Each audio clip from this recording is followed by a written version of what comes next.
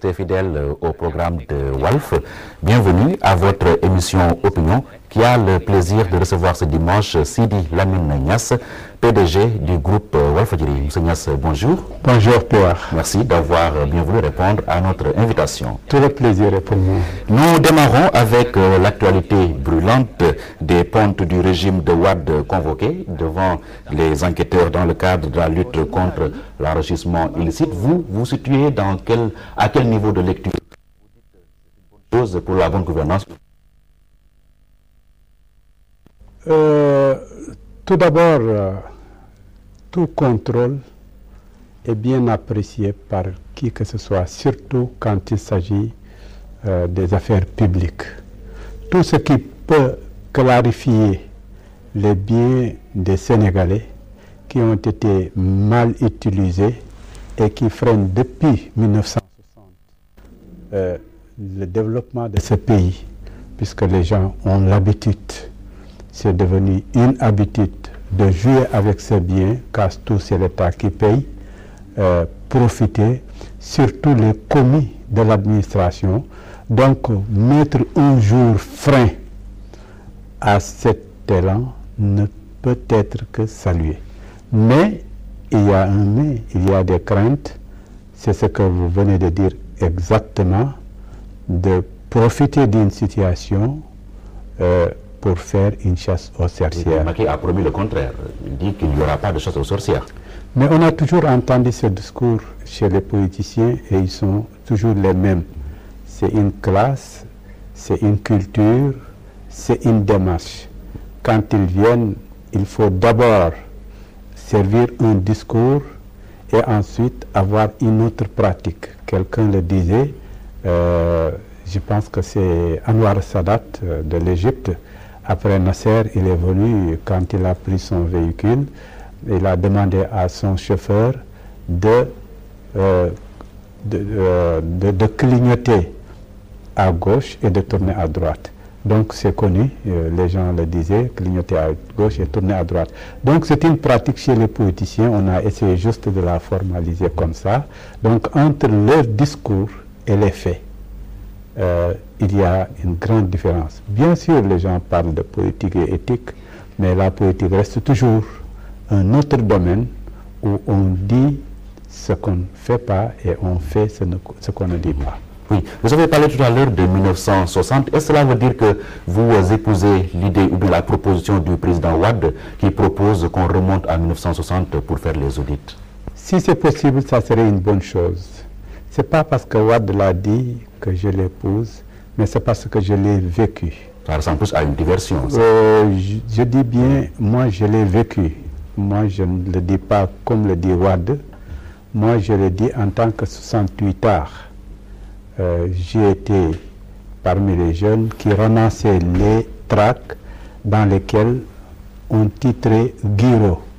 Donc que les biens de l'État sont en train d'être lapidés quelque part. Donc ces tracts, j'en garde toujours avec, signé par Ferniente quelquefois. Donc ça c'était dans 60. J'ai suivi pas mal d'éléments aujourd'hui qui sont aussi responsables et nous qu'on traitait des mêmes mots et de la même pratique avec de l'argent plaqué aux Suisses et ainsi de suite. Donc c'est pas, pour moi c'est plutôt quelqu'un qui a vécu une situation, qui a milité pour une cause et qui continue toujours à souhaiter voir cette situation connaître un épilogue. J'ai connu l'ONCAD avec la politique de l'agriculture de ce pays qui a vidé, par exemple, nos ressources. J'ai vu le compte K2 qui voulait créer une bourgeoisie nationale, mais qui a fini par être partagé. La banque est encore là avec ses dossiers, avec des commerçants et autres qui ont lapidé cet argent. Je connais le FPE, le Fonds de promotion économique. J'avais pris, moi, j'avais emprunté pour faire la radio, mais j'ai payé depuis belle lurette. Mais ça, c'est bien sûr, ça c'est l'exception qui confirme la règle. Mais je sais que la plupart des gens qui ont pris avec le FPE, ça y est, ils ont considéré que c'est l'État qui paye. Et surtout quand il s'agit de nos confrères qui ont des plumes ou des voix, ils considèrent que ça suffit pour faire tout ce qu'on veut. Donc, partant de beaucoup de dossiers, j'aurais pu multiplier ces dossiers, des familles, des présidents, déjà depuis Senghor, Abdou Diouf jusqu'à nos jours. Je dis que si c'est faisable, si ce n'est pas prescrit, si c'est faisable, si on peut avoir même une commission de vérité, je dis d'abord vérité et de réconciliation, ensuite tout ça ne fera que aider puisque la justice. Je dis bien, avant d'être réconcilié. Je dis bien, j'ai parlé de vérité, donc quand je parle de vérité, il y a la justice. La justice est dans la vérité. Donc je dis. Est-ce qu'il doit précéder la justice ou la vérité? Écoutez, tout dépend de la situation à laquelle nous nous trouvons actuellement. On peut dire que cette justice aussi est une justice, en tout cas pour certains dossiers, des dossiers qui concernent le prince, et jusqu'à présent était sous ordre. Elle peut être clean dans certains dossiers, mais quand il s'agit du domaine de la presse, c'est connu en matière politique, c'est la raison d'État. Et la raison d'État, elle est théorisée, tout le monde sait. Donc, partant de tous ces éléments, je dis que dire justice pour justice, négliger la politique ou la solution politique pour un pays, c'est comme qui dit, bon, écoutez, on peut faire descendre le ciel, vous voyez, et le faire coucher sur terre. Je pense que ce n'est pas si facile. Entre le dossier, en tout cas entre la raison d'État et la raison tout court, il y a toujours une réconciliation qu'il faut faire. Maintenant, du moment qu'il y a un front politique, et ces politiques aujourd'hui sont arrivés, par exemple, devant un peuple mûr. Ce peuple mûr l'a prouvé et continue à le prouver. Il l'a prouvé avec des élections démocratiques, ainsi de suite. Ce peuple qui continue aussi à vouloir, par exemple, assister à une transparence, à vouloir connaître, et dans un environnement mondial. Donc, partant de beaucoup d'éléments, je pense que le politique, aujourd'hui, peut faire partie de cette comité de vérité. Donc, cette comité de vérité va aboutir à une justice. Ce qui va faire, en tout cas, les affaires, ça ne sera pas des gens en dehors de la justice. La justice se fera, des dossiers existent, les gens connaissent, rien n'est perdu, tout est connu. Bon, tout est écrit, même les tasses de café que les uns et les autres ont pris quelque part, ils sont mentionnés, rien n'est perdu. Donc aujourd'hui, il suffit d'avoir la volonté de les remonter et de dire à tout un chacun, arrête, aujourd'hui on se réconcilie, et des pays l'ont fait. L'Afrique du Sud l'a fait, et ça a été une bonne chose. Le Maroc l'a fait, vous voyez, ça a été une bonne chose, et ils ont pu démarrer. Donc on parle des expériences des autres. Ouagadougou a promis proposer voilà, un jury d'honneur pour mettre la lumière sur toutes ces affaires. Est-ce que cela vous adhérez à cette proposition? Non, ça c'est son terme à lui. Donc il parlait des chefs d'État africains. Moi, je suis pour une solution sénégalaise. Je pense qu'au Sénégal, il y a des hommes éthiques. Il y a des hommes bien outillés, bien formés et bien éduqués surtout. Ces hommes aujourd'hui peuvent faire un bon travail. Ce travail peut aboutir à quelque chose, au lieu d'aller chercher d'autres. Pourtant, on a été obligé de faire recours à l'expertise internationale pour régler nos différends ici au Sénégal, mais lors de la période préélectorale. Oui, mais la solution est venue de l'intérieur, elle n'est pas venue de l'extérieur. Il a suffi de dire aux gens, il y aura des élections transparentes, il y aura des élections claires, il n'y aura pas tout ce que vous craignez, que les gens ont adhéré. Et quand ils ont vu avec leurs propres yeux, aussitôt, il y a eu un calme. Je pense que la solution n'est pas venue de l'étranger. C'est parce qu'ils ont vérifié ce qui a été dit, c'est parce qu'il y a eu des élections crédibles que la solution s'est trouvée. Mais s'il n'y avait pas cela, malgré les observateurs venant de partout, malgré les médiateurs venant de l'Afrique, je pense que le problème serait entier et eux ils le craignaient. Pour la simple raison que des pays qui ont connu des problèmes qui continuent encore, je pense à la Côte d'Ivoire, enfin, en tout cas, le sang a beaucoup coulé. Il y avait des observateurs, il y avait des gens venant de l'étranger. Donc moi, je pense à une solution locale qui peut trouver une solution, et cette solution peut se baser sur la justice, rien que la justice, sur des documents, sur des jugements, mais il faut un préalable, que les gens sachent dès le début que ce n'est pas fait pour atteindre, c'est pas ciblé. Il faut éviter le côté ciblé, vous voyez, pour une raison ou pour une autre. Dès que c'est clair, les uns et les autres sont prêts, je pense. Ça sera bien sûr avec amertume, avec difficulté, puisque quand même celui qui a tort, qui sait qu'il va payer. L'essentiel, qu'il le veuille ou non, les autres vont l'obliger et il ne vit pas en dehors de cette société. Pour la simple raison qu'il y a eu une alternance, et l'alternance a été alternée, et il y a eu aussi des perdants, mais ces perdants l'ont accepté avec sportivité. Donc la même chose peut se faire avec un dossier qui est avantageux ou désavantage certains. Vous, personnellement, faites-vous partie de ceux qui pensent que Macky, lui, doit être audité parce qu'il a fait 8 ans dans le gouvernement de Wade?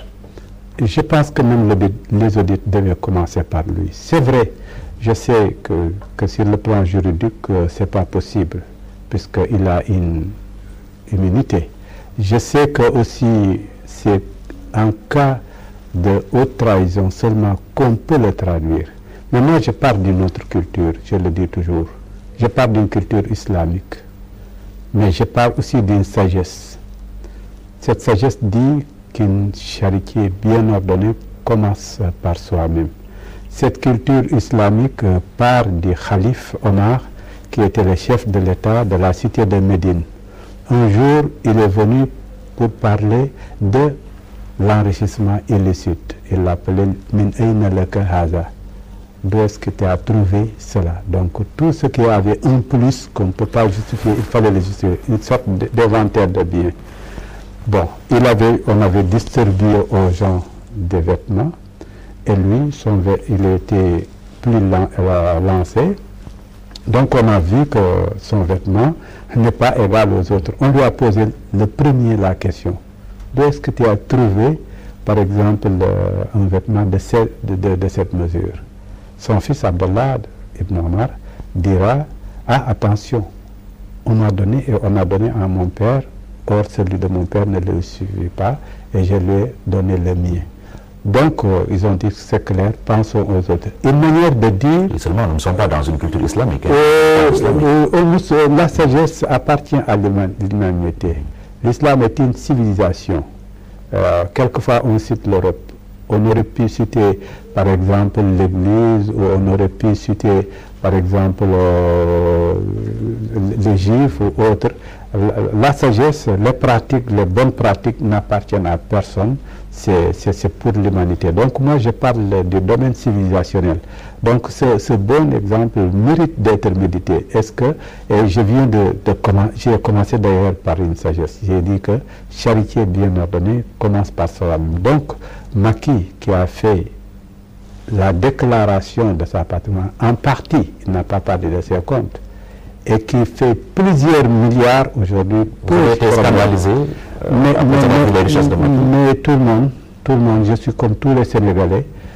Quand j'ai lu l'Observateur, qui a fait d'ailleurs des calculs minutieux en disant que ce qu'il devait gagner durant ce temps ne devait pas dépasser 300 millions, Et quand on calcule lui-même, il parle de 2 milliards et quelques en se basant uniquement. Mais ici au niveau de Walfadjri, quand ils ont fait, en demandant à des experts, ils ont trouvé plus de 4 milliards. Et tout ça, c'est le minimum. Il ne vit pas seulement que de son salaire, il a des bailleurs, des partenaires. Ça fait rire. Hein. Ça fait rire. C'est-à-dire, c'est quelqu'un, écoutez, Abdoulaye Wade dit la même chose. Il dit qu'il vit de ses amis, de ses bailleurs. Donc, s'il faut utiliser ce discours, il faut l'accepter à tout le monde. Abdoulaye Wade, avec ses véhicules, avec tout ce qu'il a dit, avec l'avion, avec tout, il a toujours parlé de ses amis. Donc, s'il faut parler de ses amis, permettez à tout un chacun de parler de ses amis. Nous, on parle de quelqu'un qui est fonctionnaire, qui a un salaire et qui ne devait pas accepter ni des cadeaux, ni autre chose. Pourquoi? En tout cas, dans les limites... Il était président de la République à cette époque-là. Oui, mais il était quand même responsable, influent, c'est-à-dire en tant que Premier ministre ou en tant que ministre de l'Intérieur, ou j'en passe, il aurait toujours pu faire des facilités. Donc, et ces facilités peuvent être faites moyennant quelque chose. La prise des pots de vin, c'est ce que vous êtes en train de nous dire? Je dis qu'on peut le supposer. On peut le supposer, puisque une fois qu'on s'enrichit, la question doit être posée. C'est très grave, hein, ce que vous insinuez là. Non, moi ce que je dis c'est clair et net, et c'est quelque chose que toute logique, tout calcul le trouve, c'est quelque chose qui est clair. Quelqu'un qui a son salaire, vous voyez, et son salaire ne dépasse pas 300 millions, quand il sort avec plus de 4 milliards, on doit dire, ah, c'est douteux. Donc le doute est permis. Il ne faut pas oublier qu'on est cartésien, en tout cas si on prend cette sagesse, donc le doute est quelque part permis. Donc le doute existe. Donc partant de tous ces éléments que je viens d'énumérer, donc commencer par Macky serait une très bonne chose et un très bon exemple. Dire comme le président français, je suis un président citoyen. S'il le disait, donc justiciable, et que effectivement ma déclaration a heurté, je suis prêt à m'expliquer. Le président Abdoulaye Wade a dit que la justice, enfin les audits ne le concernent pas, mais il est prêt à répondre. Je pense que Macky de même aussi devait dire, je ne suis pas concerné par les audits, mais je vais répondre le premier pour donner. Vous savez, quand il y a des opérations en matière de santé ou autre, quand on fait quelquefois des vaccinations, on demande au président d'être le premier vacciné pour donner le bon exemple. Donc le bon exemple, on le demande toujours au sommet pour encourager donc la base. Oui, mais il y a un vide juridique, rien ne l'oblige aujourd'hui à édifier les gens sur l'origine de sa richesse. Oui, moi je viens d'écrire, j'ai fait une conférence récemment, samedi passé à Kaolack, je vais le publier. Il y a ce que j'appelle la citoyenneté, un concept chargé. Je ne suis pas d'accord avec le mot citoyen, avec tout l'arsenal juridique fait autour de la citoyenneté, pour la simple raison que le mot vide juridique, pour moi, est contre-sens, c'est-à-dire la juridiction, il y a la lettre et l'esprit. Quand on parle de vide juridique, on peut parler d'un vide de forme, d'écriture, c'est-à-dire la lettre, quelque chose d'explicite. Mais le fond est encore là, la logique est encore là. Qu'est-ce qu'on veut? Qu'est-ce qu'on veut atteindre? Qu'est-ce qu'on cherche? Ce qu'on cherche, c'est l'enrichissement illicite. On le cherche à qui? À tous ceux qui ont eu d'abord fonction officielle. Donc tout ce qui peut amener à ces résultats, il est dans l'esprit de la loi. Maintenant, est-ce que la lettre de la loi l'a explicité? On peut dire non. L'article 37 est clair. Non, ce que je vous dis, c'est entre temps, ça change tout, hein? Ce que je vous dis, c'est un débat d'abord philosophique avant d'être juridique. Mais dans le droit, il y a la philosophie. Donc il faut aller au-delà, vous voyez, de la lettre. Il y en a qui disent rien que la lettre. qui s'arrête à la lettre. Mais moi, je vais aller au-delà. Donc, partant de tous ces éléments, moi, je parle d'un idéal. Je parle d'un peuple. L'idéal n'est pas de ce monde-là. Bien sûr, on le dit, mais on peut le trouver. C'est-à-dire, nous sommes dans le concert des nations. Nous sommes dans une mondialisation. Il y a ce que Senghor appelait le rendez-vous du donner et du recevoir.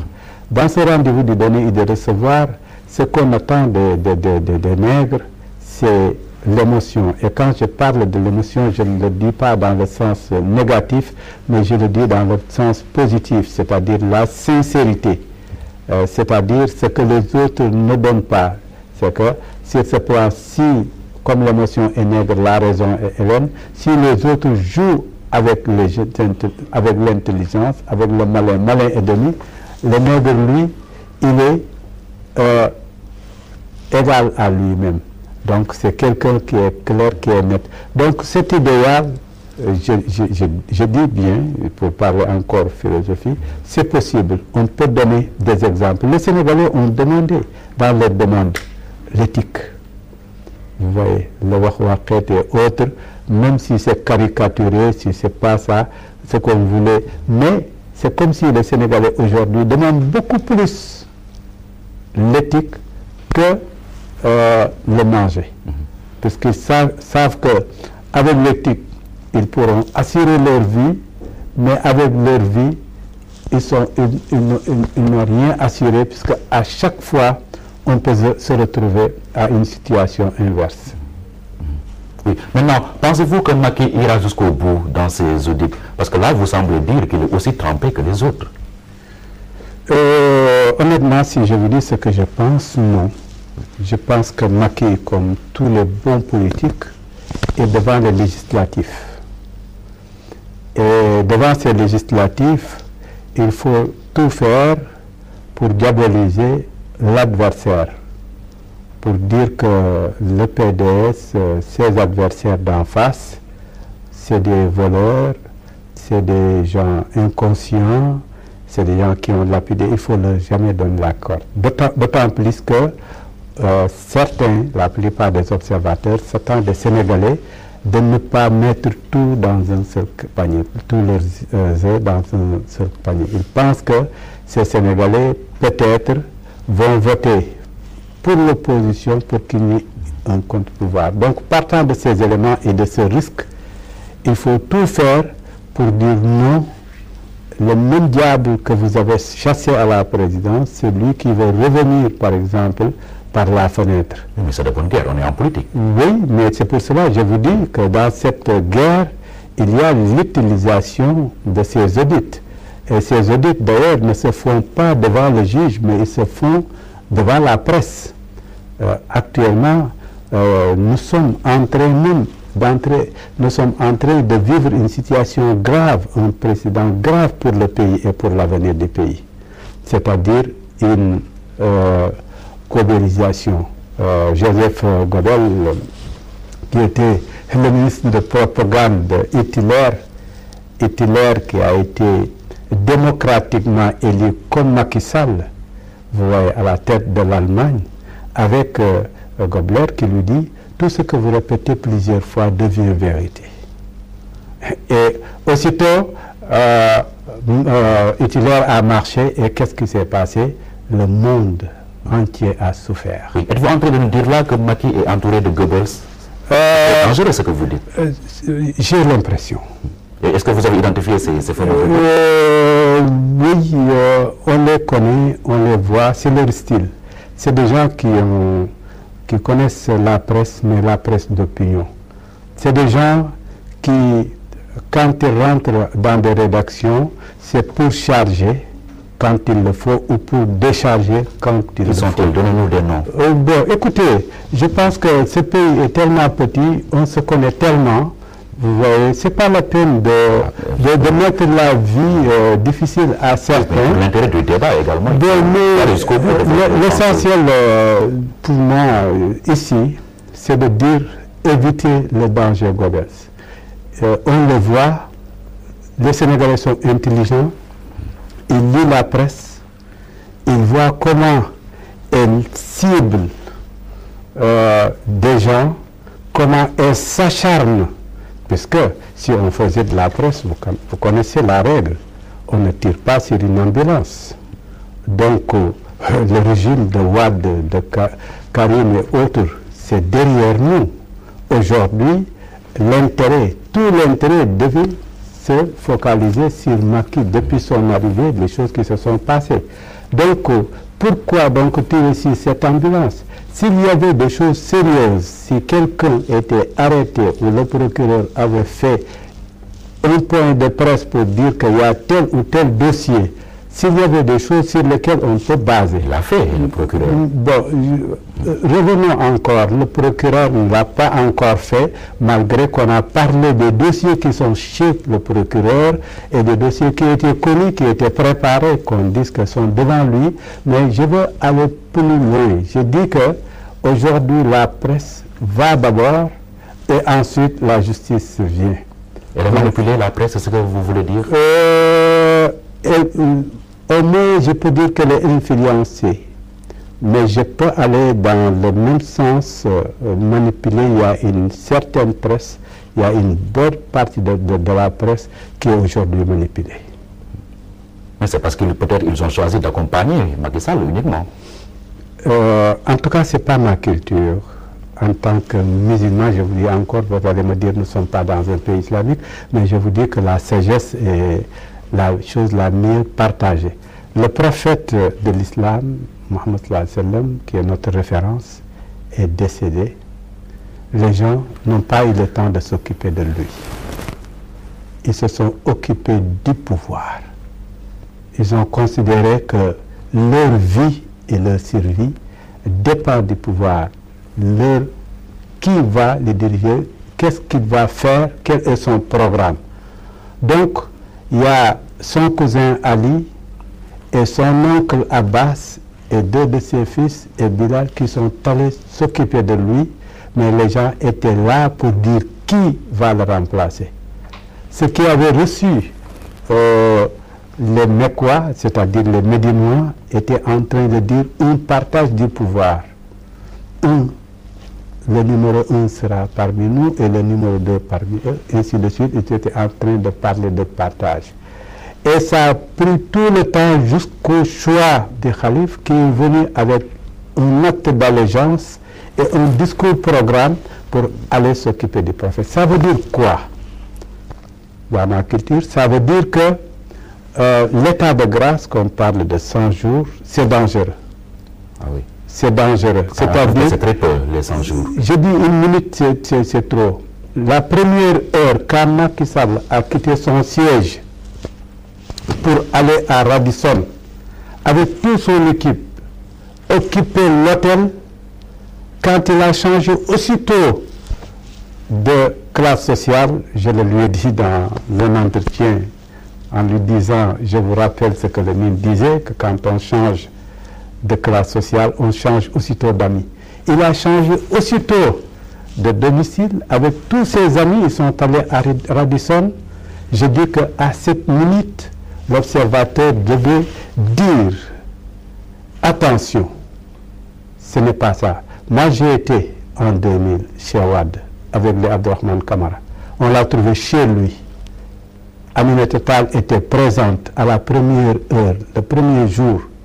Wade était en train de nous parler des solutions de bricolage en disant je vais faire de sorte que des mécaniciens font de ceci. Et j'ai dit attention, nous avons un président bricoleur. Vous voyez en faire ça. Donc, j'ai vu les deux prisons et j'ai vu les premiers jours. Quand j'ai vu aussitôt aller en Gambie, j'ai dit on ne devait pas se taire. Puisque quand Yahya me dit je suis le problème et la solution à la fois, je vais vous aider et vous allez vous en rendre compte. C'est dangereux. S'il faut accepter qu'un voisin soit, par exemple, tue des Sénégalais avec des armes déjà prouvées, des conteneurs qui viennent dans son village. C'est évident qu'on ne peut pas faire la paix en Casamance sans la Gambie. Mais au moins c'est une constante. Je dis, c'est avec la règle diplomatique connue de tout le monde. C'est la réciprocité. Respectez-nous, on vous respecte. Vous tirez sur nos enfants, on va faire la guerre. la paix arrange tout le monde. D'ailleurs, Mao Tse-tung, un grand stratège, le disait, qui aime la paix prépare la guerre, la paix est au bout du fusil. Il ne faut pas jouer le faible, il ne faut pas dire que lui, il a une solution puisqu'il y a la Gambie, mais il y a le Sénégal. Le Sénégal, la surenchère avec Yaya Jammeh. Non, mais je dis bien, Yaya Jammeh comme le Sénégal, ils ont des choses à gérer. Ils ont un peuple à gérer. Donc, il y a des opposants, des Sénégalais aussi, ils ont des problèmes. Donc, pour le faire et le faire bien, il faut d'abord qu'on se respecte. Donc, partant de tous ces éléments, j'aurais pu multiplier son voyage en France, par exemple, revenir sur les accords de défense avec la France. C'est un retour au colonialisme. Et je l'ai dit à la première minute, vous étiez présent, quand le président Wade a félicité Macky, j'ai dit attention avec les Français. On ne veut pas retourner aux colonisations. On a déjà fait un pas, vous voyez, avec les accords militaires. Il ne faut pas revenir là-dessus.